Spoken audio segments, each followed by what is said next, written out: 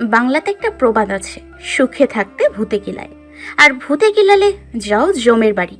নিজের চলমান পরিস্থিতিতে শেষের অংশটুকু আমি যুক্ত করেছি। কথাটুকু আপন মনে বলেই নীলা আবারও দাঁত কিরমির করল। তার ইচ্ছে করছে সামনে কয়েকজনকে তুলে আছাড় মারতে, তাহলে যদি শরীরের প্রবাহমান তার রাগটুকু একটু কমে। অতিরিক্ত রাগের কারণে তার ফর্সা মুখটা লাল হয়ে গেছে। নিয়ন্ত্রণহীন ক্রোধে শরীর তার থরথর করে কাঁপছে। কেননা গ্রীষ্মের এই তাপদাহ কাঠখোট্টা গরমের দুপুরবেলায় বাড়ি শুদ্ধ তারা বোনের শ্বশুর বাড়িতে আছে। এক কথায় সেজেগুজে জমের বাড়িতে যাচ্ছে। জম নয়তো কি, যে ব্যক্তির একমাত্র গুরুত্বপূর্ণ কাজই হলো নীলাকে হেনস্থা করা, তাকে সে রাক্ষস ডাকতেও সংশয়ে বোধ করবে না। আসলেই অসভ্যটা একটা মানুষরূপী রাক্ষস, নতুবা ছোট্ট একটা মেয়ের সঙ্গে কেউ এমনটা করতে পারে? কথাটা বলে আয়নায় নিজের প্রতিবিম্বের দিকে তাকিয়ে আবারও রাগে দুঃখে নীলা ড্রেসিং টেবিলের উপরে রাখা ফুলদানিটা মাটিতে আছাড় দিল। কিন্তু নীলা যাকে ভেবে ক্রোধে এতটা হাঁসফাঁস করছে, সে কিন্তু নেহাতি একজন ভদ্র মানুষ। নীলা সেই জম কেবল নীলার জন্যই জম হয়ে জন্মেছে। বাকি সবার চোখে সে জম নামক ব্যক্তির মতো ধোঁয়া তুলসী পাতা এই পৃথিবীর বুকে আর একটাও হতে পারে না। যাকে এক কথায় বলে দুষ্প্রাপ্য, যার নাগাল পাওয়া বা দর্শন খুবই বিরল বা দুঃসাধ্য। দুষ্প্রাপ্ত না ছাই, পুরো দুনিয়ার সামনে নম্র ভদ্র সুশীল সেজে বেড়ায়, ঘুরে বেড়ায়, কিন্তু তার আসল রূপ তো এই আমি জানি, অসভ্য লোক একটা। ভালো মানুষের মুখোশ লাগিয়ে সবার সামনে সাধু সন্ন্যাসী সাজে। নীলার যেন কোনো কিছু করেই ভেতরে জ্বলতে আগ্নেয়গিরির উত্তাপ শীতল হচ্ছে না। এক নম্বরের অভদ্র শয়তান, বেয়াদব, নির্লজ্জ, অসভ্য, মানে হচ্ছে পৃথিবীর সবগুলোই বাজে উপাধি নীলা সেই ছেলের জন্য বরাদ্দ করে যাচ্ছে। কি রে, তোর হয়েছে আর কতক্ষণ? নীলা মায়ের শব্দ পেয়ে তার দিকে ঘাড় ঘুরিয়ে তাকালো। সে নিজের ভেতরকার রাগকে দমন করার সর্বোচ্চ চেষ্টা করছে। মায়ের সাথে রাগ দেখিয়ে বিন্দুমাত্র লাভ হবে না, উল্টো ফলস্বরূপ কয়েকটা শরীর জ্বলানো কথা আর সজোরে থাপ্পড়ও খেতে পারে। তাই শেষবারের মতো মুখে ভীষণ অসহায়ত্ব ফুটিয়ে তুলে সে বলল, আম্মু, আমি ওই বাড়িতে যাব না। সেখানে গিয়ে আমার কি কাজ? আর তাছাড়া আমার শরীরটাও তেমন সুবিধার মনে হচ্ছে না, জ্বর টর আসতে পারে। তাই আমি বাসায় থাকতে চাই, তোমরা বরং যাও। চুপ বেয়াদব মেয়ে, শুধু বেশি কথা বলিস। ছেলেটা এতদিন পরে দেশে আসছে, কোথায় গিয়ে একটু ভালোভাবে খোঁজখবর নিবি, তা না করে কি করছিস? অযথা অসুস্থতার বাহানা দিচ্ছিস। থাপড়িয়ে শব্দ কটা দাঁত ফেলে দিব। 5 মিনিট সময় দিলাম, জলদি রেডি হয়ে বসার ঘরে আসো। বলেই নার্গিস খাতুন হনহনিয়ে রুম থেকে বের হলেন। রাগে দুঃখে নীলা সোনালি রঙের চিরুনিটা জোরে একটা আছাড় দিয়ে মেঝেতে ফেলল। রাগে তার পিত্তি পর্যন্ত চলে উঠছে। নিজের মনোবাসনাকে আপাতত সান্ত্বনা দিয়ে নীলা উঠে দাঁড়িয়ে লিভিং রুমের দিকে হাঁটা দিল। গন্তব্য এখন বরানি। এতদিন বাড়ির নামটা পদ্মালয়া হলেও আজ থেকে নীলা এই সুন্দর নামটা পাল্টে নতুন করে নামকরণ করেছে। সুতরাং গন্তব্য এবার জমের বাড়ি। বাহ, এ তো দেখি এলাহি কাণ্ড। সব কিছুতেই তাদের যেন অস্বাভাবিক বাড়াবাড়ি। রান্নাঘরে লেগে আছে বাড়ির ছোট ছেলের পছন্দের খাবারের লাইন। এত খাবার দেখে মনে হচ্ছে সে কোনো মানুষ নয়, কোনো ভুঁড়িওয়ালা পেট মোটা ভোজন রসিক খাদক। অবশ্য নীলা তাকে দেখেনি, এখন ভুঁড়িওয়ালা পেট মোটা হলে হতেও পারে। কিন্তু এত খাবার কি কোনো সাধারণ মানুষ খেতে পারে? শুধু খাবারের মধ্যেই সীমাবদ্ধ নয়, তাদের সব কিছুতেই চলছে অসম্ভব রকমের বাড়াবাড়ি। ডুপ্লেক্স বাড়িটাকে সম্ভব হলে ওনারা আজ পুরো বিয়ে বাড়ি বানিয়ে ফেলে। আশেপাশের ডেকোরেশন দেখে নীলার কাছে এমনটাই মনে হচ্ছে। বাড়ির ভেতর বাড়ির বাহির সবকিছু যেন ঝকঝকে তকতকে ফকফকে। এমনিতে বনানীর এই আকাশের রঙে রাঙানো বাড়িটা অভিজাত্যপূর্ণ। বাড়ির প্রতিটি কোনায় কোনায় যেন আভিজাত্যের ছোঁয়া। বাড়ির ভেতরের অংশটা যেমন সৌন্দর্যে পরিপূর্ণ, একইভাবে বাহিরের অংশটাও মনোমুগ্ধকর। বিচিত্র লতাগুলো দিয়ে উঁচু দেয়াল প্রাচীরগুলো আবৃত। বিশাল বাগানে ফুটে আছে অসংখ্য লাল সাদা গোলাপ, বেলি, হাসনাহেনা, রজনীগন্ধা, মাধবীলতা, কুঞ্জলতা, ভোগেনবিলিয়া, হরেক রকম মর্নিং গ্লোরি সহ আরও অনেক ফুল। ফুলে ফুলে চারপাশ যেন মুখরিত। মনে হয় সৌন্দর্য ভরা প্রকৃতির এক অনন্ত সুন্দর দৃশ্য, যা কোনো প্রকৃতি প্রেমিকের চোখে মুগ্ধতা আনতে বাধ্য। এমন প্রাকৃতিক সৌন্দর্যের মধ্য দিয়েও আভিজাত্যের ছোঁয়া গায়ে লাগিয়ে দাঁড়িয়ে আছে স্কোয়ার আকারের বিশাল সুইমিং পুলটি।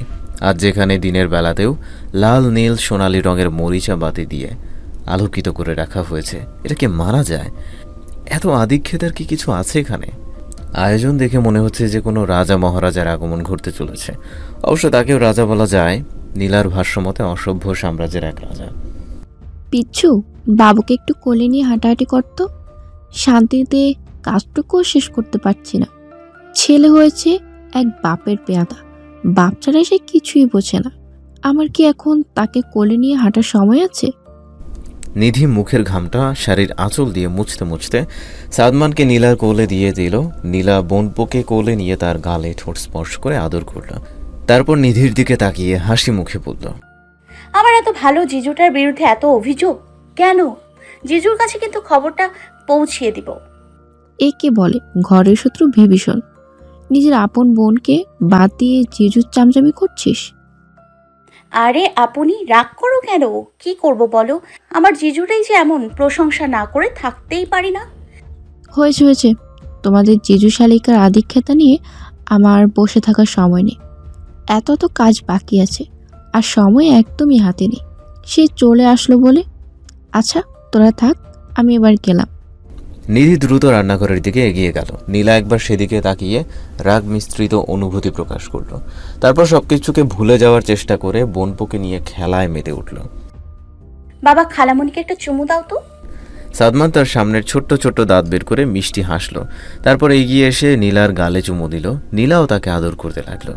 হঠাৎ আধো শেখা বুলিতে সাদমান বলে ওঠে, পাপু, কি বাবা? পাপু। নীলা কিছু বুঝতে পারল না। মিনু নীলাকে লেবুর শরবত দিয়ে এসে সাদমানের কথাটুকু শুনতে পেল। নীলা যে তার কথা কিছুই বুঝতে পারেনি সেটা বুঝে বলে উঠল, আপামনি, সাদ বাবা ছোট ভাইয়ার কথা বলতেছে।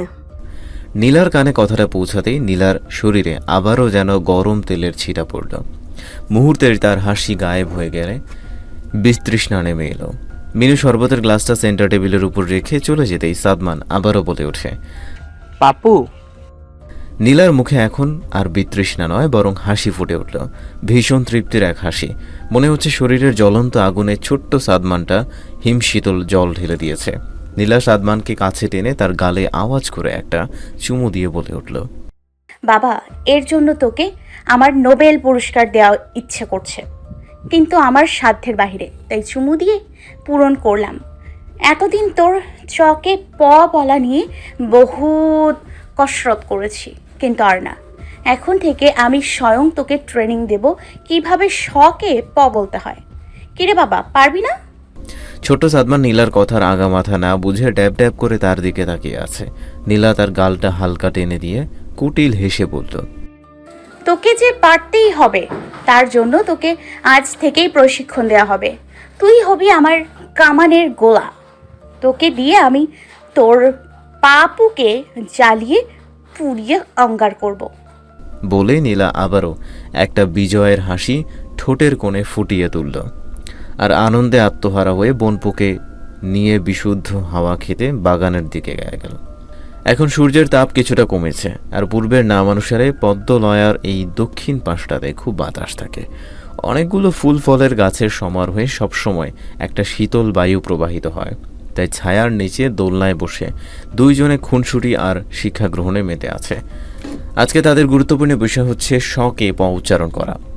সাদমান এমনিতে সবকিছুই মোটামুটি ঠিক করে উচ্চারণ করতে পারলেও চকে প বলে ভুল করে। হাজার চেষ্টা করলেও তাকে এই ভুল থেকে বের করে আনা যায়নি। তাই বাড়ির সবাইও এখন আর কিছু বলে না, মানে এক প্রকার হাঁপিয়ে উঠেছে।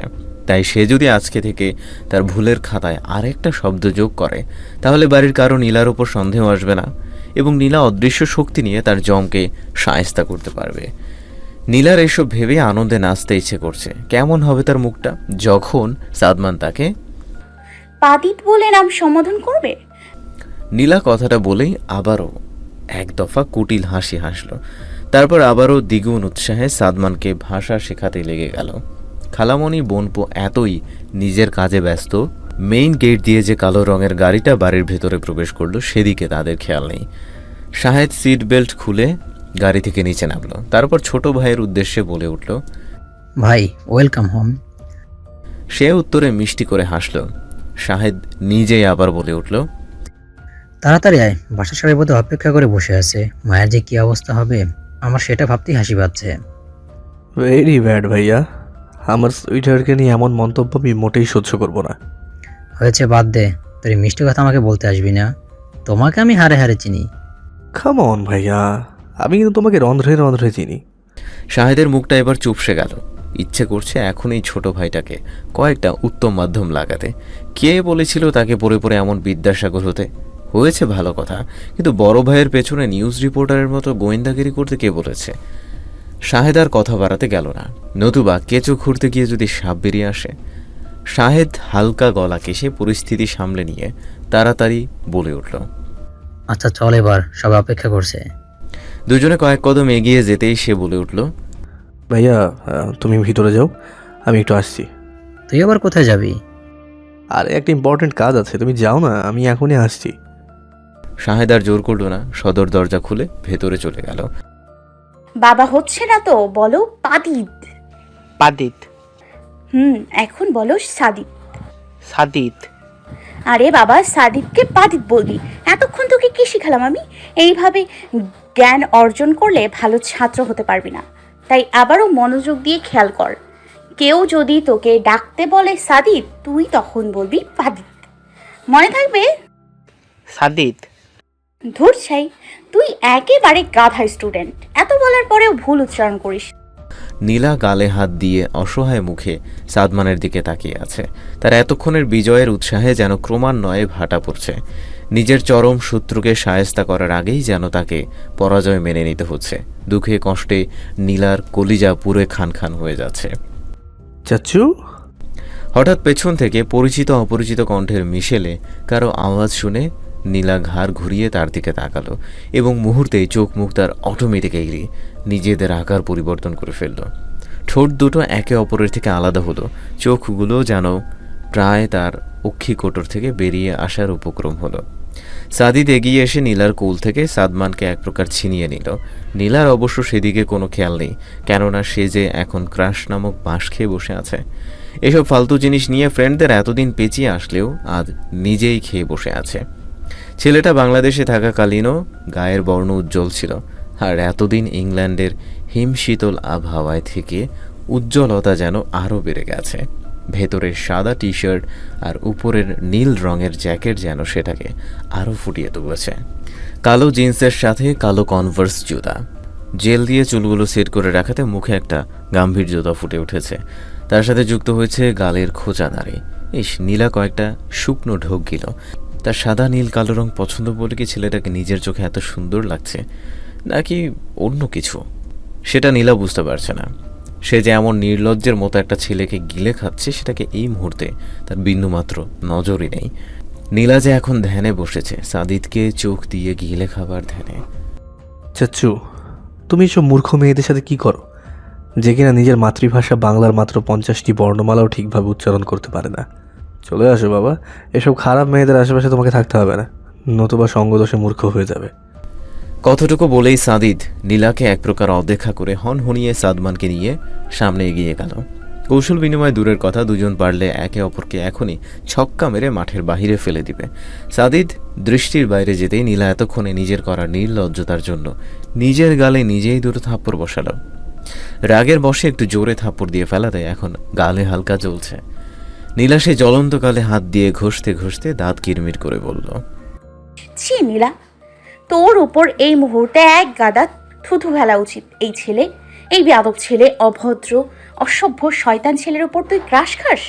দুনিয়ায় কি খাবারের অভাব নাকি ছেলের অভাব? আর দেখলি কি অভদ্র, যার নাকি ন্যূনতম কমন সেন্স নেই, সে আসছে আমাকে শেখাতে। নেহাত নিজের বোনের শ্বশুর বাড়ি, নতুবা এখনই সাদিক নামের ওই অভদ্র ছেলেটাকে কৌশলাদি বিনিময় শিখিয়ে ঝাঁটা মেরে বাংলাদেশ থেকে বিদায় করতাম। ইউরোপীদের সাথে থাকতে থাকতে আদব কায়দা ভুলে গেছে, সালাম সম্মান বাদ দিয়ে তাদের থেকে চুমাচুমি শিখেছে। নীলা, লজ্জা থাকলে এখনই বমি কর, এই অসভ্য ক্রাশকে নিজের ভেতর থেকে উগলিয়ে ফেল। বলেই নীলা সাইডে গিয়ে ওয়াক শুরু করলো। বমি হোক বা না হোক, সে চেষ্টা তো করতেই হবে, দোষ কি? দরকার হলে হারপেক দিয়ে খাদ্যনালী পাকস্থলী সব কিছু ওয়াশ করে ফেলবে, তবু সেই অসভ্য পুরুষকে নিজের দেহ থেকে তাকে বের করতেই হবে, এমনটাই ধারণা তার। হরেক রকমের বাহারি খাবারে ডাইনিং টেবিলটা পরিপূর্ণ। নীলা তখন এত চেষ্টা করে বমি টমি করতে পারল না, তাই ভেতরে থাকা সাদিদ নামক ক্রাশটা তার পেটটু গলায় অনবরত দৌড়াদৌড়ি করছে। এমন একটা অবস্থায় এত খাবারের ঘ্রাণ নাকে আসতেই নীলার এবার সত্যি বমি পাচ্ছে। খাবারের গন্ধে বমি আটকে রাখতে পারলেও সবার সাদিদ ছেলেটার প্রতি এত আহ্লাদ আধিক্যতা দেখে বমি আটকে রাখা নীলার পক্ষে দুঃসাধ্য হয়ে পড়েছে। তাই নীলা দৌড়ে ডাইনিং রুমে থাকা বেসিনের সামনে গিয়ে দাঁড়িয়ে ঝুঁকে ওয়াক করা শুরু করে দিল। কিন্তু না, এবারও বমি বাবাজি তার সাথে বেইমানি করেছে। তার বিশ্বাসঘাতকতায় নীলার শরীর এখন রাগে প্রচণ্ড ভারী হয়ে আছে। বমি টমি করতে পারলে শরীরটা বোধহয় একটু হালকা হতো। নীলা অসহায় মুখ নিয়ে আবারও টেবিলে এসে বসলো। আর চোখে তাকাতেই বুঝতে পারলো সবাই এতক্ষণ তার দিকেই তাকিয়েছিল, কিন্তু কেউ একটু এগিয়ে না যাওয়াতে নীলার মনে কষ্টের বীজ বপন হচ্ছে। নীলার এমন মর্মাহত মুহূর্তের মধ্যেই নার্গিস খাতুন থমকিয়ে বলে উঠলেন, জ্ঞান বুদ্ধি কি সব বাসায় রেখে এসেছিস? খাবার সামনে নিয়ে কেউ এমনটা করে? এত কষ্ট করে ছেলেটা আসলো, তোর জন্য এই কাণ্ডের জন্য যদি খেতে না পারতো তাহলে কি হতো? বিন্দু মাত্র কমন সেন্স নেই। বলেই নার্গিস খাতুন অপরাধী কণ্ঠে সাদিদের উদ্দেশ্য করে বলে উঠল, বাবা তুমি কিছু মনে করো না, এই মেয়েটা না এমনই, তুমি বরং খাওয়ায় মনোযোগ দাও। সাদিদ এক পলক নীলার দিকে তাকিয়ে আবারও খাওয়াতে মনোযোগ দিল। অর্থ এমন যে তার এসব ফালতু জিনিসে বিন্দু মাত্র ইন্টারেস্ট নেই, বরং সে নীলার এমন কাণ্ডে বড্ড বিরক্ত। নীলার এমনিতে মায়ের কথা শুনে শরীর পুরে অঙ্গার হয়ে যাচ্ছে, তার মধ্যে সাদিদ আরেকটা গা জ্বালানো কথা বলে উঠল, ভাবিমণি একটু তেঁতুল চাটনি দাও তো, এসব কর্মকাণ্ডে আমারই বমি পাচ্ছে। সাদিদের বলতে দেরি, নিধির দিতে দেরি নেই। সাদিদের প্রতি সবার এত বেশি পরিমাণের আদর যত্নের নীলার কলিজা কিডনি সবকিছু জ্বলে যাচ্ছে। খাবে আর কি। কাটা চামচ দিয়ে মাংসের টুকরোকে সাদিদ কল্পনা করে কাটাকুটি করছে। আরিফ মাহমুদ খাওয়ার মাঝেই হঠাৎ সাদিদের উদ্দেশ্যে বলে উঠলেন, সাদিদ, এখন তাহলে কি প্ল্যান করছো? বাবা ভাইকে হেল্প করবে নাকি ল্যাব? সাদিদ ওনার প্রশ্নে বিনয়ের হাসি ঠোঁটে ফুটিয়ে তুলল, তারপর হাসি মুখেই বলল, আঙ্কেল অফিসে না বসলে বাবা হয়তো আমাকে বাংলাদেশ থেকে বিদায়ই করে দেবে, তাই দুটাই সামলাতে হবে। তা নয়তো কি করব? এই বুড়ো বয়সও আমাকে অফিসে যেতে হয়। আমি কি সারা জীবন কাজ সামলিয়ে যাব? তোর ছেলে হিসেবে কি দায়িত্ব নেই? সাহেবটাও এবার চাপে পড়ে গেছে, সাদ্দামটাও তাকে ছাড়া কিছুই বোঝে না, তাই ওকেও তার সময় দিতে হয়। তাহলে তোর কি কর্তব্য নয় আমাদের কাজে একটু সাহায্য করা? আসলে বাবা। চুপ, আসলে নকলে তোর কাছেই রাখ। সে কবে থেকেই বলছি দেশে আস, কিন্তু তুই কোনো কথাই শুনলি না। এতদিন পর তোর আমাদের কথা মনে হলো? বাবা প্লিজ, ভুল বোঝো না, ক্ষমা করে দাও। এই একদম আমাকে নরম গলায় কথা বলে গলাতে আসবি না। তোর এই কর্মের জন্য রাগ করেও থাকতে পারি না। খুবই বজ্জাত হয়েছিস। বাবা মাকে নরম গলায় ইমোশনাল কথা বলে ব্ল্যাকমেল করিস। সাদিদ আর কিছু বলল না, শুধু নিঃশব্দে হাসল। উপস্থিত সবাইও ঠোঁট টিপে হাসছে, কেননা বাপ ছেলের যে এটা মধুর ঝগড়া, মান অভিমান, সেটা বুঝতে আর কারো অসুবিধা হচ্ছে না। সবার খাওয়ার পর্ব শেষ হতেই নিধি এনে ডেজার্ট পরিবেশন শুরু করলো। এখানেও সাদিদের নামের জল। আব্বু, রসমালাইটা খা, আমি নিজে ফারুককে দিয়ে কুমিল্লার মাতৃভাণ্ডার থেকে আনিয়েছি। তুই না কিছুদিন আগে বলেছিলি রসমালাই খাওয়ার ইচ্ছা করছে। মা, তুমি ওই কথা এখনো মনে রেখেছ? আমি তো এমনিই বলেছিলাম। সে কি রে, তোর খেতে ইচ্ছা করেছে আর আমি কিনা ভুলে যাব? এই নিজের মাকে চিনিস? সরি সুইটহার্ট, ভুল হয়ে গেছে, এই তো খাচ্ছি। বলেই সাদিদ রসমালাই মুখে দিয়ে দিল। সবাই খাওয়ার পর্ব শেষ করে মিষ্টির পর্বে নামলেও নীলা এখন প্লেট সামনে নিয়ে বসে আছে। এসব দেখে তার আর কি খাবার মুখে যায়। শায়লা রহমানের আচমকা নীলার প্লেটে নজর আসতেই উনি বলে উঠলেন, কিরে মা, খাচ্ছিস না কেন? মামুনি ভালো লাগছে না, আমি বরং যাই, শরীরটা ভালো লাগছে না। এই মেয়েটা না কি যে শুরু করেছে, খাওয়া দাওয়া তো প্রায় ছেড়েই দিয়েছে। প্রতিদিন কিছু না কিছু নতুন করার চেষ্টা করি, কিন্তু তার ওই এক চামচের বাইরে যায়ই না। আম্মু চিন্তা করো না, এখন হয়তো খিদা নেই, আমি একটু পরে খাইয়ে দেব। তাদের কথা শেষ হতেই সাদিদ উঠে যেতে লাগলো। শায়লা রহমান তাড়াতাড়ি বলে উঠলেন, কিরে, কোথায় যাস? মা, আর খেতে পারবো না, অনেক খেয়েছি তো। মিষ্টিগুলো খেলি না তো, অল্প একটু খা। আর পারবো না মা, পেটে একটুও জায়গা নেই, তুমি রেখে দিও, পরে খেয়ে নেব। সাদিদ মাকে বুঝিয়ে খাবার টেবিল থেকে উঠে গেল। তারপর সিঁড়ি বেয়ে উপরে উঠে নিজের রুমে গিয়ে দ্রুত ফোন হাতে নিল। হ্যাঁ, কই তুই? আচ্ছা, সব কাজ বাদ দিয়ে এখন আমার কথাটা মনোযোগ দিয়ে শোন। আমার কিছু জিনিস লাগবে, সেগুলো দিয়ে অর্ণব সহ দ্রুত আমার বাড়িতে আয়। লাথি দেবো সব জান টানের কথা বললে। তোর সব আজাইরা কাজ রেখে এখনই আয়, ওয়েট করছি। আর কি লাগবে না লাগবে সেগুলোর মেসেজ পাঠিয়েছে, ইনবক্স ভালো করে চেক করবি। মেসেজের বাইরে কোনো উল্টোপাল্টা কথা মুখ দিয়ে বার করলে কিন্তু মার খাবি বলে রাখলাম আমি। বলেই সাদিদ ফোন রাখলো। তারপর ফোনের গ্যালারি ওপেন করতেই সাদিদের মুখে হাসি ফুটে উঠল। খুব শব্দ করে সে ফোনের স্ক্রিনে চুমু দিল। ফোনটা বুকে চেপে ধরে নিজের মনে বলে উঠল, প্রাণ পাখি দেখেছ, বুকটা আমার কতটা ফাঁকা। কবে আসবে এখানে? কবে মাথাটা রাখবে?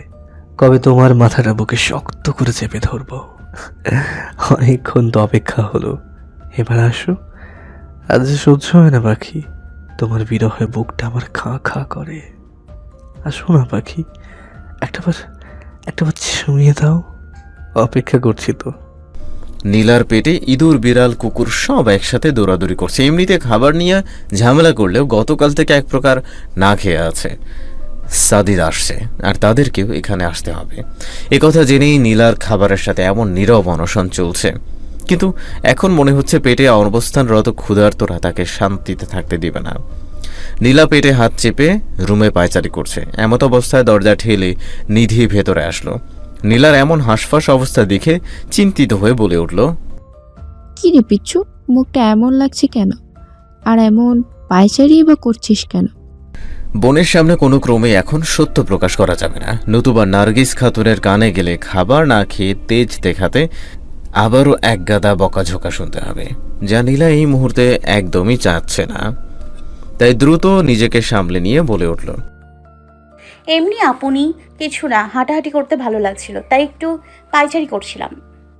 ও আচ্ছা, এবার তাড়াতাড়ি আমার সাথে নিচে আয়, তুই দেখলে খুশিতে পাগল হয়ে যাবি। তাহলে লাগবে না, যেই জিনিস দেখলে পাগল হয়ে যাব সেই জিনিস থেকে আমি 100 হাত দূরত্ব বজায় রাখতে চাই। আর একবার গিয়ে দেখ তো, তাহলে আর পাগল কি সব কিছুই হতে রাজি হবি। নীলা ভ্রুজোড়া কিঞ্চিত কুচকে নিধির দিকে তাকালো। এমনিতে তার মন মেজাজ পেট সব অবস্থা খারাপ, এর মধ্যে নিধির এমন নাটকীয়ভাবে কথা বলাটা নীলার মোটেই পছন্দ হচ্ছে না। নীলার এমন ভাবভঙ্গির মধ্যে নিধি তার হাত টেনে সিঁড়ির দিকে এগিয়ে যেতে লাগলো। বাড়ির সামনের গার্ডেনে ফুচকা চটপটির স্টল বসানো হয়েছে। ইতিমধ্যেই সবার হাতে ফুচকা চটপটির প্লেট দেখা যাচ্ছে। নীলার বাম হাতটা নিধির ধরে রাখা হাতটা থেকে এক প্রকার ছিনিয়ে নিয়ে সে গার্ডেনের দিকে দৌড় লাগালো। ফুচকা স্টলের সামনে এসে হাঁপাতে হাঁপাতে বলে উঠল, মামা, বেশি বেশি টক আর বেশি বেশি কাঁচা মরিচের ঝাল দিয়ে জলদি একটা ফুচকা দেন তো। ফুচকা তৈরি করে নীলার হাতে দিতে দেরি নেই, নীলার সেটা মুখে দিতে দেরি নেই। এত ক্ষুধা লেগেছিল যে গপাগপ 7টা ফুচকা খেয়ে সে পানি চাইল। মামা পানি। কিন্তু ফুচকাওয়ালা পানি দেওয়ার আগেই এক উজ্জ্বল শ্যাম বর্ণের যুবক এসে নীলার হাতে পানির বোতল এগিয়ে দিল। নীলা ঝালের চোটে তাড়াতাড়ি পানিটা খেয়ে ছেলেটার দিকে তাকালো। ইতস্তত বোধ কণ্ঠে বলে উঠল, সরি, আপনাকে চিনতে পারিনি। চিনবার কথাও না, কোনোদিন সামনাসামনি দেখার সৌভাগ্য হয়নি। এক কথায় বলতে পারো কেউ সৌভাগ্য অর্জনে বিঘ্ন ঘটিয়েছে। নীলা অবাক দৃষ্টিতে তার দিকে তাকাতেই অর্ণব এসে পরিস্থিতি সামনে নিল। দোস্ত, মুখটা এবার একটু বন্ধ রাখ, নয়তোবা এত পকপক করলে দপদপ খেতে হবে। মানে সেটা আবার কি খাবার? নীলা, তুমি এসব বুঝবে না। তানভীরের স্পেশাল খাবার এটা, খুবই টেস্টি, তাই একমাত্র সেই খায়। তানভীর অর্ণবের দিকে খ্যাপা দৃষ্টিতে তাকাতে সে ইশারাতে ডান পাশে দেখিয়ে দিল। তানভীরের মুখটা এবার ফাঁকা বেলুনের মতো চুপসে গেল, আর চোখে আবারও সেই দিকে একবার তাকিয়ে দ্রুত জায়গা ত্যাগ করল। নীলা এতক্ষণে বাদবাকি সবার দিকে দৃষ্টি নিক্ষেপ করল। সবাই তার দিকে তাকিয়ে মিটমিটিয়ে হাসছে। এটা দেখে নীলা ফুচকার প্লেটটা রেখে চলে যাওয়া ধরতেই তানভীর প্রায় চেঁচিয়ে উঠল, আরে আরে কই যাও, তোমার জন্যই তো এই সব। নীলা এবার বিস্ফোরিত চোখে তানভীরের দিকে ঘাড় ঘুরিয়ে তাকালো। মানে তার জন্য? নীলার এমন অবাক দৃষ্টি দেখে তানভীর আর চোখে আবারও ডান পাশে তাকালো। তাকিয়ে একটা শুকনো ঢুক গিলে তাড়াতাড়ি বলে উঠল, না মানে তোমাদের জন্যই তো। আমার ছোট বোন জিএসসি পরীক্ষাতে গোল্ডেন পেয়েছে, তাই খুশি হয়ে আমি সবাইকে ট্রিট দিচ্ছি। আমার বোনের ফুচকা অনেক প্রিয়, তাই মিষ্টি মুখের পরিবর্তে সবাইকে ফুচকা মুখ করাচ্ছি। বলেই তানভীর জোরপূর্বক একটা ক্যাবলা হাসি দিল। আর তার এখন জান বাঁচলেই হলো, নীলা যদি একবার কিছু আঁচ করে ফেলে তবে তাকে কেউ ক্যাচ ক্যাচ করে খেয়ে ফেলবে। তানভীরের এমন ভয়ার্ত অবস্থার মধ্যে নীলা শব্দ করে হেসে উঠল। তারপর হাসতে হাসতেই ফুচকাওয়ালাকে বলল, মামা, আমাকে আরও 2টা ফুচকা দিন, ছোট বোনের গোল্ডেনের খুশিতে। আমার আরও 2টা স্পেশাল ফুচকা চাই। বলেই নীলা আবারও হাসি মুখে ফুচকা মুখে দিল। নীলা মন ভরে পেট ভরে ফুচকা খেয়েই যাচ্ছে, আর তার পাশেই একজন যাবতীয় সব কিছু বাদ দিয়ে কেবল তাকেই দেখে যাচ্ছে। চোখে তার মুগ্ধতার ছড়াছড়ি, ঠোঁটের কোণে তৃপ্তির হাসি। পূর্ব দিগন্তে সূর্য অস্ত যাওয়ার সময় ঘনিয়ে এসেছে। মৃদু হলদেটে আলো এবং শীতল বাতাসে চারপাশ মুখরিত। ছাদের পাটাতনে গোল হয়ে বসেছে সাদিদ, নীলা সব বাড়িতে উপস্থিত যুব সমাজ। শায়লা রহমান এবং হাসিবুর রহমান ছেলে মেয়েদের আড্ডায় বিঘ্ন ঘটাতে চায়নি, তাই নিজেদের সম্মানিত স্থান বজায় রেখে রুমে গিয়ে বিশ্রাম করছে। নিধিও ইতিমধ্যে সার্ভেন্টদের দিয়ে গরম কফি আর মুচমুচে স্ন্যাক্সের ব্যবস্থা করিয়ে ফেলেছে। এক কথায় জম্পেশ একটা আড্ডাবাজির আয়োজন। আপনি বললাম তো বিরক্ত করিস না, তারপরেও ধরে বেঁধে নিয়ে আসলি। আমার সত্যি এখানে বসতে ভালো লাগছে না। আহা পিচ্ছু, আমরা সবাই এখানে আড্ডা দিব, আর তুই কি না একা একা রুমে বসে থাকবি? এটা কি মানা যায় বল? না মানার কি আছে, একজনের ভালো নাই লাগতে পারে, তাতে এত মাথা ব্যথার কি আছে? বোন, একটু বোঝার চেষ্টা কর। সাদিদ এতদিন পর এসেছে, তাই সবাই মিলে গল্প করব। আর তুই যদি এই মুহূর্তে রুমেতে বসে থাকিস, সবাই কিভাবে বল? এত ভাবাভাবি থাকলে জোর করে রাখলে কেন? আমি তো আম্মু আব্বুর সাথে যেতেই চেয়েছিলাম, যেতে দিলে না কেন? নিধি আর কিছু বলার মতো খুঁজে পেল না, কিন্তু সে সবচেয়ে বেশি অবাক হচ্ছে নীলার এমন রেগে যাওয়াতে। ছোট্ট একটা বিষয় নিয়ে এত ঝামেলা পাকানোর লোক তো নীলা নয়, কিন্তু আজকে কি হলো? অপরদিকে নীলা পারছে না রাগে নিজেকে সহ সবাইকে জ্বালিয়ে দিতে। যাকে নাকি 2 চোখে সহ্য করতে পারে না, তার জন্যই নাকি আড্ডায় জয়েন করবে। বন্ধুর এমন কথোপকথনের শেষে শাহেদ এসে সিঁড়িতে দাঁড়ানো। সাদমানকে কোলে নিয়েই বলে উঠল, কি হলো, তোমরা এমন স্ট্যাচু এখানে দাঁড়িয়ে আছো কেন? উপরে ওঠো, তারা যে বসে আছে। নীলার এমনিতে মন মেজাজ খুব খারাপ, তাই জিজুর সামনে বসে আর কথা বাড়ালো না, নতুবা কি থেকে কি বলে ফেলে। শাহেদ নিধি ছাদের দরজায় আসতেই সাদিদ সেদিকে তাকালো, কিন্তু পর মুহূর্তেই তার মুখটা চুপসে গেল। নিধিরা এসে সাদিদ, তানভীর, অর্ণবের সাথে জয়েন করল।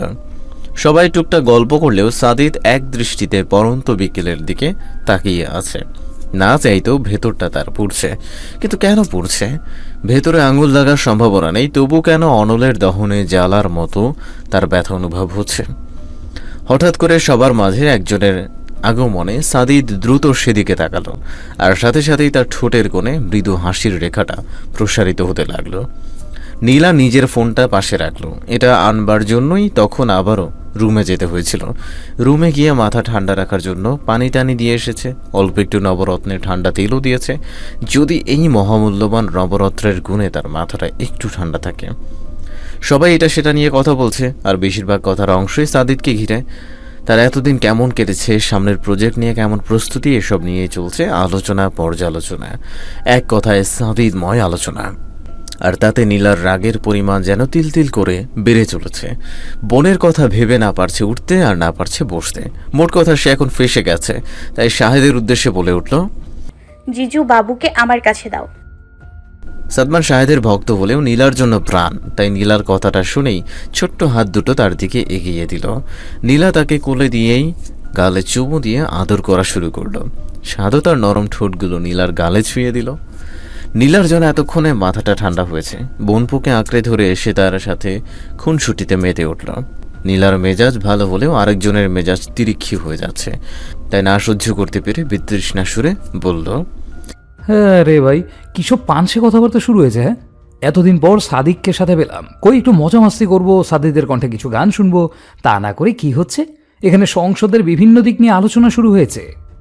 দোস্ত, এটা তুই একটা কাজের কথা বললি, নয়তো আবার তোর মুখে এসব ভালো বাক্যের বড্ড অভাব। শালা, তুই আমারে ইনডাইরেক্টলি খারাপ কস। প্রথমত আমার কোনো বোন নেই, তাই শালা বা সম্বন্ধী হবার চান্স নাই। দ্বিতীয়ত তোকে খারাপ বলতে আমার ইনডাইরেক্ট আসনে যেতে হবে না, তোকে আমি ডাইরেক্টলি খারাপ বলছি। আর এটা বলছি তোর মুখের ভাষা বড্ড জঘন্য। একটা লাথি দিয়ে ছাদ থেকে ফালাই দিব। আমারে খারাপ কস? তুই খারাপ, তোর প্রিয় ন্যাকামিও খারাপ। তানভীর মায়ের খাস না, আমার প্রিয়কে নিয়ে বাজে কথা বললে আমি তোকে ছিঁড়ে ফেলবো। হ্যাঁ, আমি মনে হয় তোমাকে প্রিয় লক্ষ্মী দেবীর মতো পূজা করব, তোকে আমি মা কালীর উদ্দেশ্যে বলিদান দেব। এই তোরা থামবি? আমার ছোট্ট বাচ্চাটা এত ঝগড়া করে না, যতটা না তোরা করছিস। আর একটা কথা বললে দুইটাকে তুলে ফেলে দিব। শাহেদের ধমকে দুজন এখন কিছুটা নিভল, কিন্তু মনে মনে দুজনই একে অপরের পিন্ডি চটকাচ্ছে।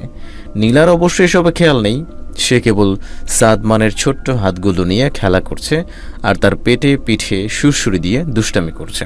সবাই অর্ণব তানভীরের কথায় মনোযোগ দিলেও দলের জন্য একজনের মনও সেদিকে নেই। সে যে কেবল মুগ্ধ দৃষ্টিতে সৌন্দর্য অবলোকন করছে, এত দেখেও যেন চোখের তৃপ্তি হয় না, আরও দেখতে ইচ্ছে করে। হঠাৎ শাহেদের ধাক্কায় সাদিদের ধ্যান ভাঙল। সে শাহেদের দিকে প্রশ্নবোধক অর্থে তাকাতেই শাহেদ ঠোঁট বাঁকিয়ে হাসল। সাদিদের হঠাৎ করে খানিকটা লজ্জা লেগে গেল, তাই মুখ অন্যদিকে ঘুরিয়ে সে মাথা চুলকাল। পরিস্থিতি স্বাভাবিক হওয়াতে নিধি এবার বলে উঠল, হ্যাঁ সাদিদ, তোমার ভাইয়া থেকে তোমার গানের গলার অনেক প্রশংসা শুনেছি, আজ কিন্তু বাস্তবে শুনতে চাই। আমরা বেশি বলি? হোক তাহলে চ্যালেঞ্জ, দেখি কি কতটুকু বাড়িয়ে বলছে। শাহেদের ব্যঙ্গাত্মক স্বরে সাদিদ নিঃশব্দে মৃদু হাসল। তার প্রশংসা শুনতে ভালো লাগে না, তারপরও সবাই তার গুণকীর্তন গেয়েই যায়। সাদিদ হাসি মুখেই পাশে এনে রাখা গিটারটা নিজের হাতে নিতেই নীলা আচমকা বলে উঠল, জিজু, আমার না মাথা ধরেছে, আর থাকতে পারছি না, তোমরা আড্ডা দাও, আমি বরং নিচে যাই। নীলার কথাটা সাদিদের কানে যেতেই তার মুখের এতক্ষণের হাসিটা মুছে গেল, চোখগুলো যেন জলহীন মরুভূমি হলো। সাদিদ গিটারটা আবারও জায়গায় রেখে দিল। মুহূর্তে ঘটে যাওয়া এই পরিস্থিতিটা আর কেউ বুঝতে পারুক বা না পারুক, কিন্তু শাহেদের নজর এড়ায়নি। তাই শাহেদ বেশ দুষ্টামি স্বরে বলে উঠল, আরে শালিকা সাহেবা, 2 মিনিট বসো। আমার ভাইয়ের গান শুনলে এমনিতে তোমার মাথা ব্যথা সেরে যাবে। না সারলে তোমার জিজুর এই বোচান একটা কেটে আরো বোচা করে দিও। বলেই শাহেদ নিজের কথাতেই হাসতে লাগলো। ছোট্ট সাদমান বাবার হাসি দেখে খিলখিল করে হাসল। নিধিও প্রিয় মানুষগুলোর মুখে হাসির রেখা দেখে নিজেও হাসল। সুন্দর একটা ভালোবাসাময় পরিবার যেন একই ছন্দে হেসে যাচ্ছে। নীলা এই হাসি মুখগুলো দেখে আর না করতে পারল না, তাই আবারও নিজের জায়গায় বসে গেল। কিরে, তুই রেস্টাস হয়ে বসে আছিস কেন? গান শুরু কর। ভাইয়া তোমরাও তো ভালো গান করো, আজকে বরং তোমরা গান করো, আমি শ্রোতা হয়ে শুনি। অসম্ভব, তোর শত্রুতা হবার চক্করে আমি নিজের নাক খোয়াতে পারবো না। নিজের শালিকাকে বড় গলায় বলেছি, এখন আপন ভাই হয়ে ভাইয়ের মান সম্মানের সিন লাগাস না, জলদি গান শুরু কর। শাহেদ সহ উপস্থিত সবার পীড়াপিড়িতে সাদিদকে আবারও গিটার হাতে নিতে হলো, কিন্তু তার যে আজ কণ্ঠ বসে গেছে, এই গলায় সুর আসবে কি করে? এতদিন দূরত্ব ছিল বিধায় অবহেলাগুলো কেবল উপলব্ধি করেছে, কিন্তু আজ সামনে থেকে সচক্ষে সেগুলো দেখে কষ্টগুলো তার সহ্য শক্তি বাইরে চলে গেছে। কিন্তু গোমট অনুভূতি ভেতরটাকে দুমড়ে মুচড়ে শেষ করে দিচ্ছে। সাদিদের চোখগুলো ইতিমধ্যেই হালকা লাল বর্ণ ধারণ করেছে, কণ্ঠনালীটা কেঁপে উঠছে। সে অন্যদিকে মুখ ঘুরিয়ে রাখা নীলার মুখের দিকে তাকিয়ে গিটারের তালে সুর তুলল। এই রাস্তাগুলো লাগে বড় অচেনা, আকাশটার সাথে নেই জানা শোনা। এই রাস্তাগুলো লাগে বড় অচেনা, আকাশটার সাথে নেই জানা শোনা। আমি তোর প্রেমেতে অন্ধ, ছিল চোখ কান সব বন্ধ, থেমে গেছে জীবনে লেনা দেনা। সেই পুরনো রাস্তাটায় আজ একা হেঁটে যাই, অচেনা হিসেবে বনিব না। এখন এমনি করে ভালো, কেমনি করে বাসি অন্য কোনো পাখিকে। তার চেয়ে ভালো ছিল তুই নিজ হাতে খুন করে যেতি আমাকে। নীলা চমকিত দৃষ্টিতে সাদিদের দিকে তাকালো। সাদিদ লাল হয়ে যাওয়া চোখগুলো নিয়ে নীলার দিকেই তাকিয়ে আছে। সাদিদের এমন চোখ দেখে নীলার যেন বুকটা কেঁপে উঠল। সাদিদের করুণ কণ্ঠস্বরটা তাকে যেন আরও পীড়া দিচ্ছে।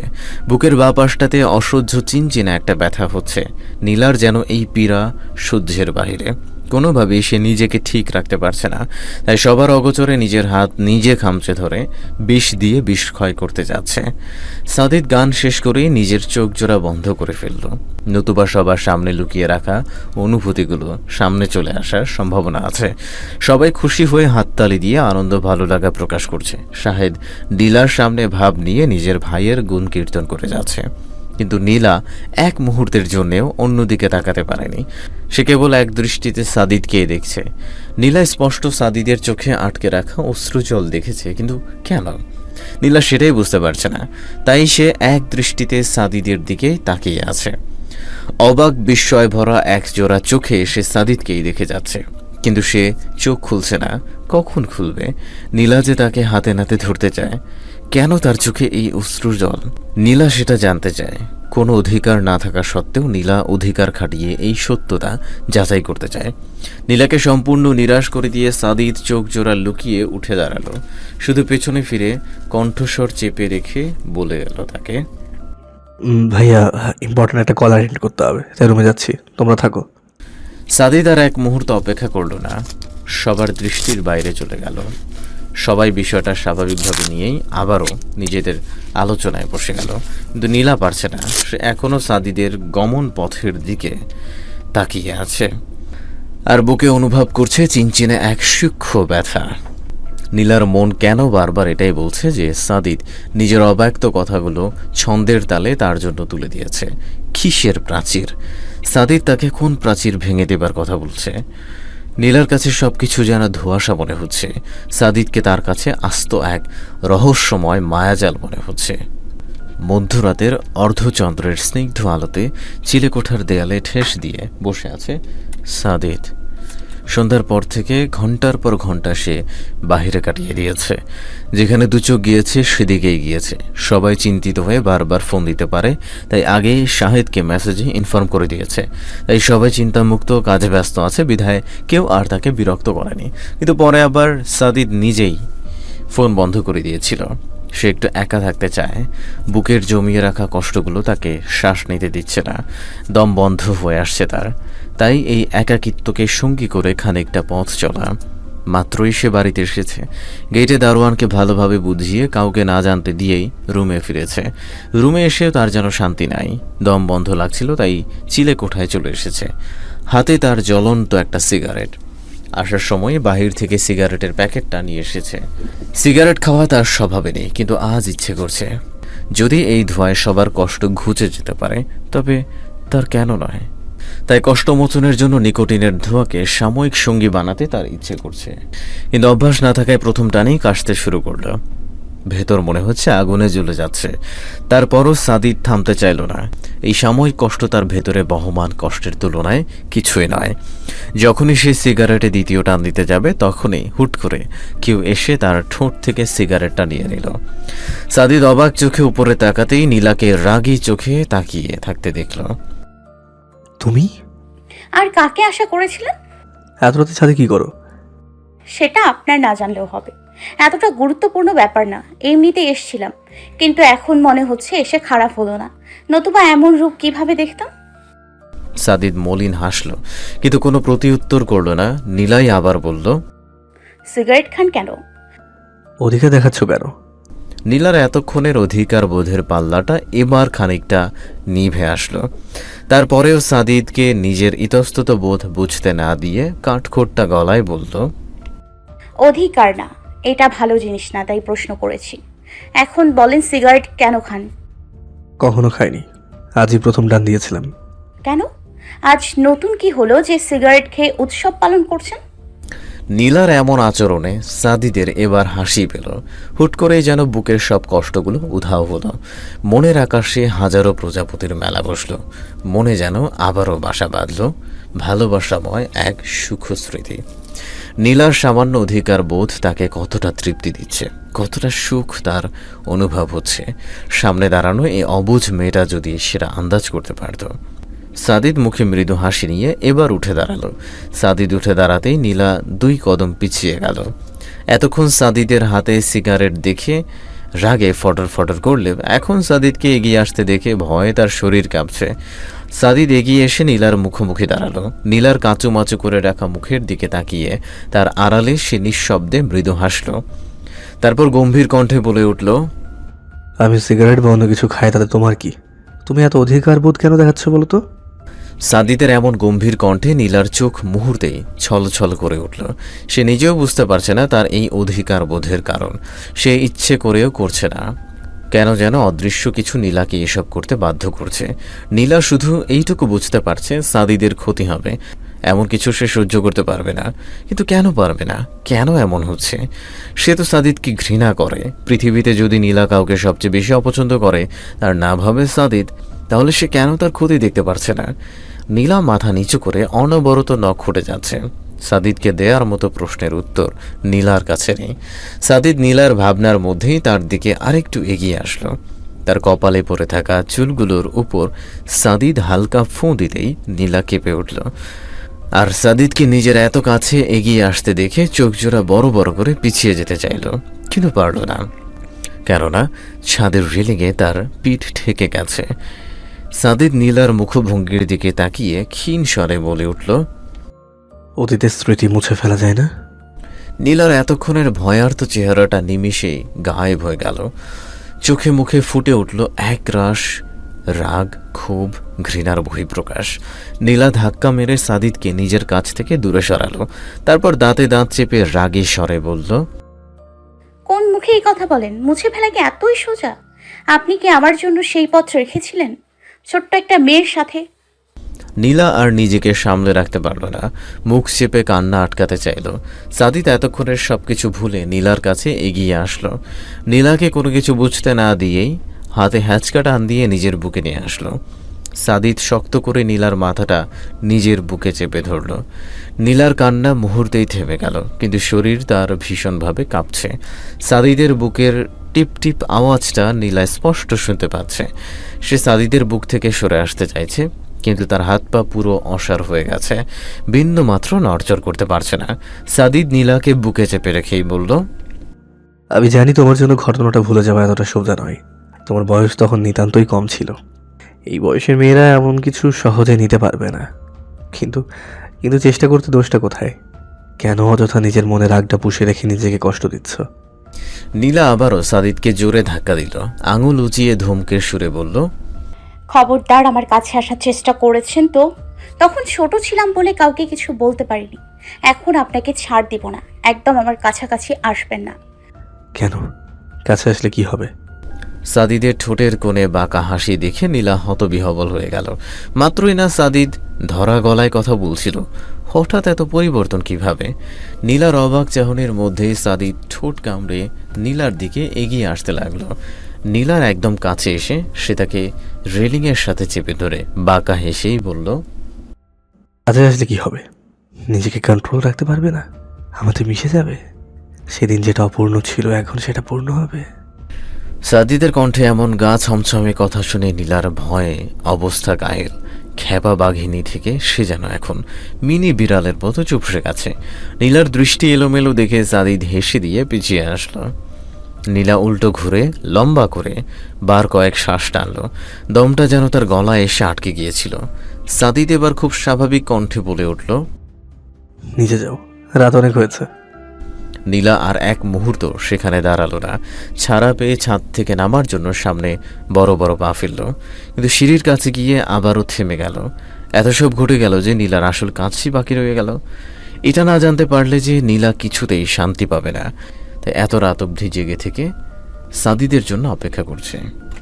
সাদিদ তখন ওইভাবে চলে যাওয়ার পর নীলা আর স্থির থাকতে পারেনি। তার পুরোপুরি পাগল হয়ে যাবার অবস্থা। না পেরে শেষ পর্যন্ত সিদ্ধান্ত নিয়েছিল সাদিদের মুখোমুখি হবার। বুকে সাহস সঞ্চয় করে তার রুম অবধি গিয়েছিল, কিন্তু নীলা হতাশ হয়েছে। এরপর থেকে রুম, বসার ঘর, সাদিদের রুমের সামনে হাঁটাহাঁটি করেছে, কিন্তু সাদিদের কোনো খোঁজ খবর নেই। ডিনারের টাইমেও তাকে না পেয়ে নীলার মেজাজটাই খারাপ হয়ে যায়। এত অস্থিরতা নিয়ে কি থাকা যায়? এই লোকটা বোধহয় জন্মই নিয়েছে নীলাকে অস্থিরতায় মেরে ফেলার জন্য। পুরোটা কৈশোর নীলা এই অস্থিরতায় কাটিয়েছে। এখনও কি ছেলেটা তাকে শান্তি দিবে না? নীলা এসব আর কত সহ্য করবে? নীলা পেছনে ফিরে দাঁড়ালো। বুকটা তার আবারও ধক করে উঠল। সাদিদ এখনও নীলার দিকেই তাকিয়ে আছে। তার দৃষ্টি এমন ঘোলাটে কেন? দুজনেই একে অপরের দিকে এক দৃষ্টিতে চেয়ে আছে, কিন্তু কারো মুখে কোনো শব্দ নেই।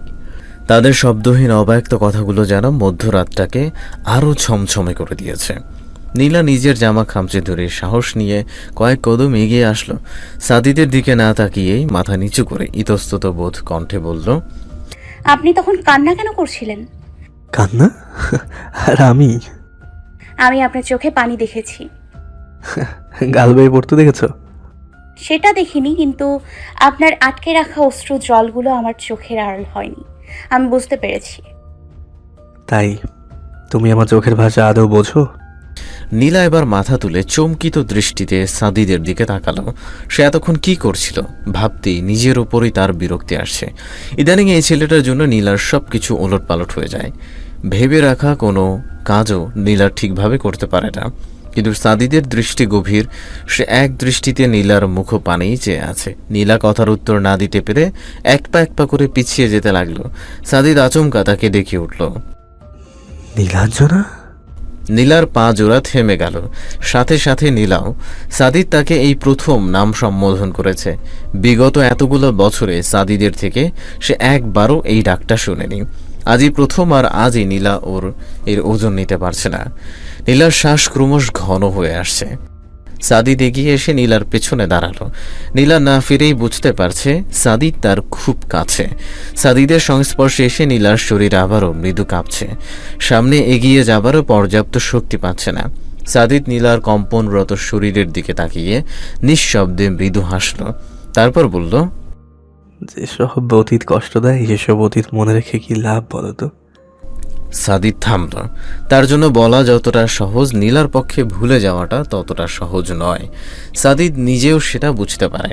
তাই তো নীলাকে জোর করতে পারে না, ভালোবাসার অধিকার খাটাতে পারে না।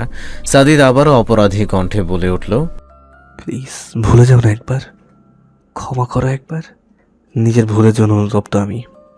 নিজের করা ভুল শুধরিয়ে নেওয়ার একটাবার সুযোগ দাও। নীলা যেন আরও তেতে উঠল।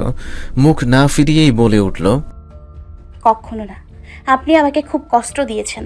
আমি আপনাকে কখনো ক্ষমা করতে পারবো না। আমি আপনাকে ঘৃণা করি। সত্যি করো? মন থেকে করো? বুকে কষ্ট হচ্ছে না এই কথাগুলো বলতে? নীলা থমকে গেল। তার সত্যি বুকে চিনচিনে ব্যথা অনুভব করছে, কিন্তু সাদিদ সেটা জানলো কি করে? নীলার শরীরের ব্যথা সে কিভাবে বুঝতে পারল? নীলার কণ্ঠস্বর কাঁপছে। সে কাঁপা গলায় বলার চেষ্টা করল, আমি আপনাকে কখনো ক্ষমা করব না। বলেই নীলা দৌড়ে ছাদ থেকে নিচে নেমে গেল। আর একটু সাদিদের কাছে থাকলে তার হয়তো শ্বাসকষ্টই শুরু হয়ে যেত।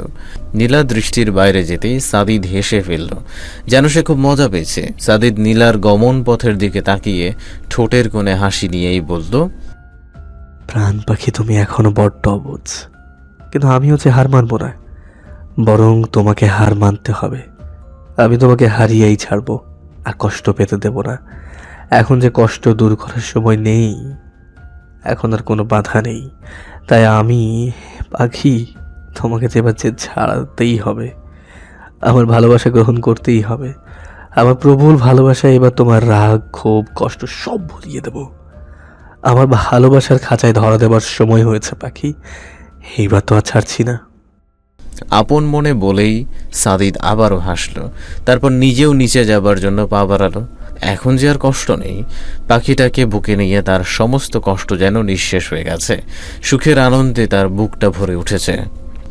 গায়ে হলুদের আয়োজনে বাড়ির প্রতিটি সদস্য ব্যস্ত। কারো দম ফেলবার বিন্দুমাত্র অবসর নেই। অথচ বাড়ির একজন দিব্যি টইটাই করছে। করবে নাই বা কেন? সদ্য ক্লাস 8-এর গণ্ডি পেরিয়ে 9-এ পদার্পণ করা কোনো মেয়ে বড়দের সাথে কাজে হাত লাগাতে চাইবে না। আর সেটাও যদি নীলার মতো চঞ্চল কিশোরী হয়, তাহলে যে কথাই নেই। এই মেয়ে এত দৌড়াদৌড়ি করে না, ব্যথা পাবি তো। আরে ছোট ফুপি, পারবো না। স্কুলে এমন বহু দৌড়াদৌড়ি করি। আচ্ছা স্কুলে করিস, এখন একটু স্থির হয়ে বস। ছেলের বাড়ি থেকে এখনই লোকজন চলে আসবে। সত্যি? কখন? আমার যে আর তর্স হয়েছে না সব কটাকে রঙের ভূত বানাবো। এই একদম না, সবগুলো ছাল তুলে ফেলবো এমন কিছু করলে। নীলা ছোট ফুপির কথায় কুটিল হাসল, তারপর বিনা বাক্যে তার দলের কাছে এগিয়ে গেল। শান্ত, কয় প্যাকেট এনেছিস? আপনি মা টাকা দেয়নি, বাবার পকেট থেকেই চুরি করেছে, যা পেয়েছে সবগুলো দিয়েই নিয়ে এসেছি। এই না হলে আমার বেস্টি। শান্ত, বালতিমগ রেডি? দোস্ত, বাড়ির সব জগশুদ্ধ হাজির। বলেই সে হাসল। নীলা, বৃষ্টি সহ বাকি উঠতি বয়সী সব মেয়েগুলোই হাসছে। আজ যে বিয়ে বাড়ি রঙের বাড়ি হয়ে যাবে এটা তারা নিশ্চিত করেছে, আর এই জন্যই তাদের এত উল্লাস। বরপক্ষের গাড়ি প্যান্ডেলের সামনে আসতেই তানভীর ফিচেল গলায় বলল, বন্ধু, শাহেদ ভাইয়ের শালি টালি আছে নাকি রে? সাদিদ হাসল। সে জানে তার বন্ধু কোন উদ্দেশ্যে এমনটা বলে যাচ্ছে। সে গাড়ি থেকে নামতে নামতে স্বাভাবিক গলায় বলল, থাকলেও তোর লেভেলের না। শুনেছিলাম পিচ্ছি একটা শালিকা নাকি আছে, ক্লাস 8-9 হবে হয়তো। ভেত, মুডটাই নষ্ট হয়ে গেল। বলেই তানভীর হতাশার একটা নিঃশ্বাস ফেলল। তারপর একটু পরে দ্বিগুণ উৎসাহে বলে উঠল, সমস্যা নেই ভাই, আজকালকার মেয়েদের গঠন বেশ উন্নত, কয়েকদিন সময় দিলেই পুরো যুবতী বনে যাবে। বলেই তানভীর ঠোঁট বাঁকিয়ে দুষ্ট হাসল। সাদিদ জোরে তানভীরের পিঠে চাপড় লাগিয়ে বলে উঠল, তুই আর শোধরালি না, এই বয়সেই তোর এত মেয়ে লাগে? দোস্ত, তোমরা বুঝবা কি? তোমরা যে সাধু সন্ন্যাসী, আর সাধুরা এসব অমৃতের স্বাদ বোঝে না। কয়েকদিন যেমন লাগাতার কাচ্চি ভালো লাগে না, মেয়েরাও হচ্ছে সেই রকমই। উল্টিয়ে পাল্টিয়ে চিকেন কাচ্চির মজা নেওয়া লাগে, হেভি টেস্ট। বলেই তানভীর আবারও হাসল। কিন্তু এবার সাদিদের সত্যি বিরক্ত লাগছে। তানভীর সব দিক দিয়েই ভালো, শুধু তার এই মেয়ে বিষয়ক বদ অভ্যাসটা সাদিদের অসহ্য লাগে। বহুত বলেও লাভ হয়নি, তাই সে কিছুই বলল না। বাকি সবাইকে নিয়ে সামনের দিকে এগিয়ে যেতে লাগলো। হঠাৎ তানভীরের লুতুপুতু মার্কার গার্লফ্রেন্ডের কল আসতেই সে তাদের থেকে পেছনে পড়ে গেল। সাদিদরা সবাই গেট পেরিয়ে অ্যাপার্টমেন্টের ভেতরে আসতেই তাদের উপর হরেক রঙের বহর পড়ল। সবার গায়ের বাসন্তী সবুজের পাঞ্জাবিগুলো ভিন্ন ভিন্ন রঙে ছেয়ে গেল। সাদিদ সহ সবাই কেবল চোখ বড় বড় করে একে অপরের দিকে তাকাতে লাগলো। বিষয়টা তাদের মাথার উপর দিয়ে গেছে। হঠাৎ এক ঝাঁক তরুণীর আগমনে তাদের চমকে ভাটা পড়ে। রঙের বাড়িতে শুভেচ্ছা বেয়ান সাহেব। বরপক্ষের এবার বিষয়টা বুঝে আসলো। গ্রামে এই জিনিসটা প্রায়ই হয়, কিন্তু শহরে বিয়েগুলোতে এইসব রং মাখামাখি এখন নেই বললেই চলে। তাই নীলাদের এমন রঙের খেলায় বাকি সবাইও সব ভুলে কনে পক্ষে হয়ে রং লাগাতে ব্যস্ত হয়ে গেল। এতক্ষণের সবকিছু ভুলে তারা বিষয়টা এবার মজার ছলে নিয়েছে। তাই আনন্দ হট্টগোল একটা পরিবেশ, দুই পক্ষ রং মাখামাখিতে ব্যস্ত আছে। সবার হাতে আবির আর ভিন্ন রঙের পানি থাকলেও সাদিদ হাত শূন্য অবস্থায় দাঁড়িয়ে আছে। দৃষ্টি তার একদিকে স্থির। ছোট্ট একটা মেয়ে গোল জামা টাইপের কিছু একটা পরে ওড়নাটা তার কোমরে গিট দিয়ে রেখেছে। হেসে হেসে সবাইকে নিয়ে বরপক্ষকে রঙে মাখাচ্ছে। সাদিদ মেয়েটার বয়স আন্দাজ করতে পারছে না, একেবারে কৈশোর বা যুবতী কিছুই বলা যায় না। এই দুয়ের মধ্যস্থলেই সে মেয়েটাকে এনে দাঁড় করিয়েছে। শরীরের গঠনগুলো এমনটাই বলছে। প্রাপ্তবয়সের মেয়েলি ভাঁজগুলো এখনও তার শরীরে পড়েনি। ভিজে জামাতে যেটা সাদিদের চোখে স্পষ্ট। সাদিদ এতক্ষণ মুগ্ধ দৃষ্টিতে সেই কন্যাকে দেখলেও আচমকা তার হাত মুঠো হয়ে গেল। হাতের রগগুলো স্পষ্ট হতে লাগলো। তার চোখ সহ মুখের বর্ণ লাল হতেই সে মেয়েটার দিকে এগিয়ে যেতে লাগলো। বাসার ভিতরে যাও। আচমকা কারো এমন আদেশপূর্ণ কথাতে নীলা চমকে তার দিকে তাকালো, কিন্তু সামনের লোকটিকে চিনতে না পেরে তার কপাল কুঁচকে এলো। নীলা কুচকানো কপালটা নিয়েই বলল, আপনি কি আমাকে বলছেন? সাদিদ আশেপাশে একবার তাকালো। দুপক্ষ মিলে বেশ অনেকজনই এখানে উপস্থিত, কিন্তু তাদের কারো দৃষ্টি এদিকে নেই। সে নীলার দিকে তাকিয়ে আবারও গম্ভীর স্বরে বলে উঠল, তোমাকেই বলছি, সবাইকে নিয়ে ভেতরে যাও। সর্বপ্রথম শুকনো জামা পরবে, তারপর অন্য কিছু। নীলা বেশ বিরক্ত হলো। এমন করার কোনো মানে হচ্ছে? নীলারও রাগ উঠল। সাদিদের কথা তো শুনলই না, বরং আরও দ্বিগুণ উৎসাহে সামনে এগিয়ে যেতে নিলেই সাদিদ তার হাত টেনে ধরে। নীলা বিস্ফোরিত চোখে সাদিদের ধরে রাখা হাতের দিকে তাকালো। এই ছেলের সাহস দেখে সে প্রচণ্ড অবাক। চেনা পরিচয় ছাড়া এতগুলো মানুষের সামনে নীলার হাত চেপে ধরেছে। নীলা দাঁত কিরমিরিয়ে রাগী গলায় বলল, আপনার সাহস তো কম না, আপনি আমার হাত টেনে ধরেছেন, ছাড়ুন বলছি। প্লিজ ভিতরে যাও, জামা ভিজে আছে তোমার, দেখতে খুব খারাপ লাগছে।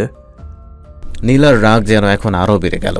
নীলার মাথায় যখনই শরীরের বিষয়টা আসলো, সে সাদিদের দিকে ঘৃণাপূর্ণ দৃষ্টিতে তাকালো। কিন্তু সাদিদ যে তার ভালোর জন্য কথাটা বলেছে সেদিকে তার বিন্দু মাত্র খেয়াল নেই।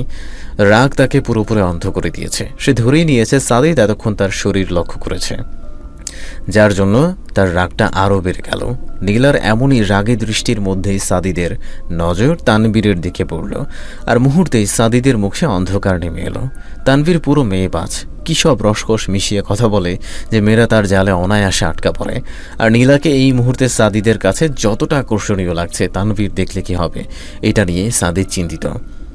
বন্ধুকে বিশ্বাস করলেও কেন যেন নীলাকে নিয়ে রিস্ক নিতে বুক কাঁপছে। তানবীর যত এগিয়ে আসছে সাদিদের দৃষ্টি ততই ভয়ার্ত হচ্ছে। নীলা রাগী স্বরে আরও কিছু বলবে, সেই সুযোগটা সাদিদ তাকে দিল না। সবাই দুষ্টুমিতে এতটা ব্যস্ত যে সাদিদ যে নীলার মুখ চেপে ধরেছে সেদিকে কারও খেয়াল নেই। নীলা ছোটাছুটি করার চেষ্টা করলেও সাদিদ তাকে ছাড়ল না, মুখ চেপে ধরে সবার আড়ালে নিয়ে যেতে লাগলো। নীলাদের অ্যাপার্টমেন্টের নিচতলায় গাড়ি পার্কিংয়ের জন্য জায়গা আছে। সবার গাড়ি নেই, যে কয়েকজনের আছে তারাই গাড়িগুলো রাখে।